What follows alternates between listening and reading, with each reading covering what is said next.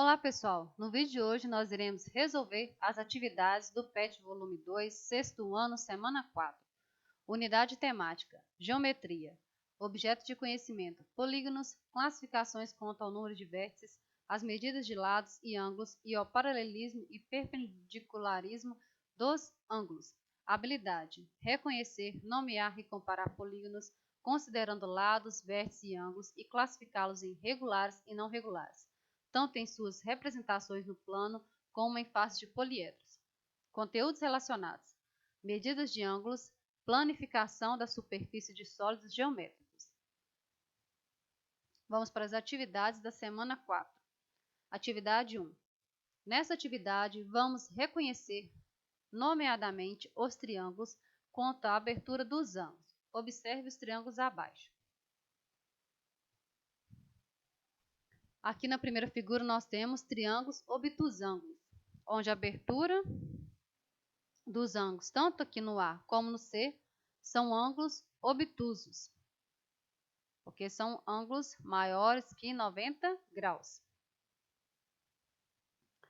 No segundo nós temos os triângulos retângulos, onde o ângulo E e o ângulo A, o triângulo E e o triângulo A, nós podemos observar que a abertura, olha, é reta. Então, nós temos um triângulo retângulo, onde o maior ângulo dele tem 90 graus.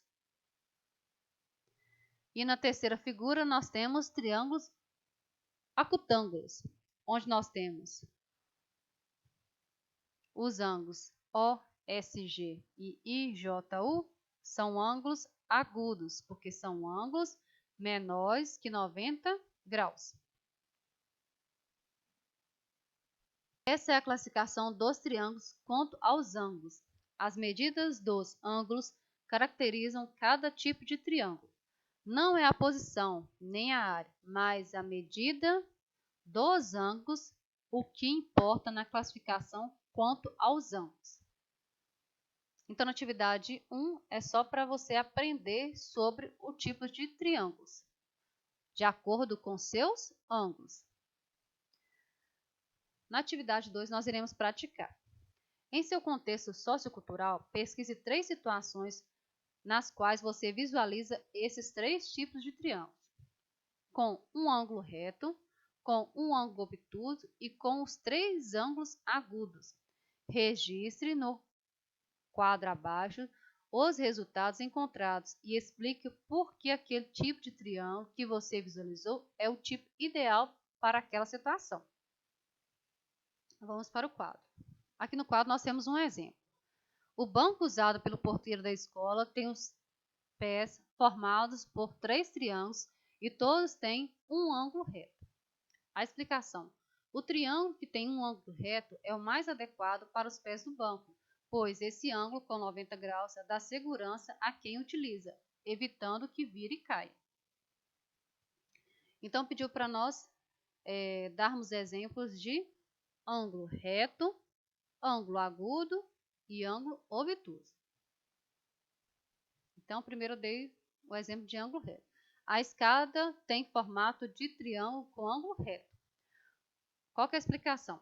O triângulo que tem um ângulo reto é o mais adequado para a escada, pois este ângulo com 90 graus dá segurança e estabilidade. A segunda, eu dei um exemplo de um ângulo obtuso. A cadeira tem formato de triângulo com ângulo obtuso. O triângulo que tem um ângulo obtuso é o mais adequado para a cadeira de praia, pois este ângulo proporciona uma abertura maior, deixando a cadeira mais confortável e segura. O terceiro foi de ângulo agudo. O telhado tem formato de triângulo com ângulo agudo. O triângulo que tem um ângulo agudo é o mais adequado para o telhado, pois este ângulo separa corretamente a abertura do telhado, dando mais segurança e estabilidade. Então, esses foram os exemplos. Agora eu vou mostrar as figuras para ficar mais fácil para a gente visualizar. Então, primeiro eu falei sobre a escada. Nós podemos observar que a escada tem um ângulo reto. Por ela ser bem longa a escada, o correto seria o ângulo reto porque dá mais sustentabilidade e segurança na escada. O 2 foi um ângulo obtuso. Eu usei a cadeira de praia. Então, como a cadeira de praia precisa de uma abertura maior para ser mais confortável, então o mais seguro seria um ângulo obtuso. Seguro e confortável, né? No terceiro exemplo, eu usei o ângulo agudo. Então, eu usei o exemplo do telhado. Nós podemos observar que no telhado, ó, tem vários triângulos agudos. Por quê? O triângulo agudo para o telhado, ele dá várias divisões. E isso proporciona mais segurança e separação no telhado, para ter mais estrutura, né? Então, eu usei o ângulo agudo. Atividade 3. Quando desmontamos embalagens que representam figuras geométricas espaciais, obtemos formas planas. Dizemos então que planificamos as embalagens. Vamos experimentar.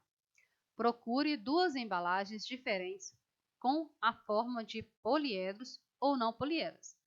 Identifique as faces, as arestas e os vértices desses poliedros. E depois planifique-os.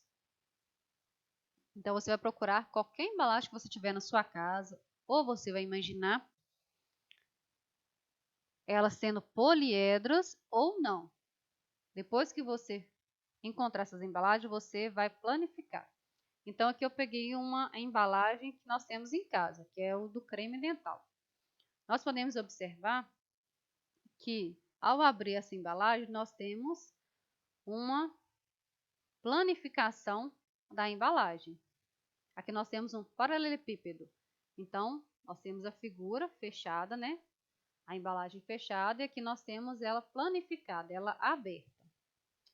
E o outro exemplo que eu encontrei foi um tablete de chocolate. Você pode observar, olha o formato dela.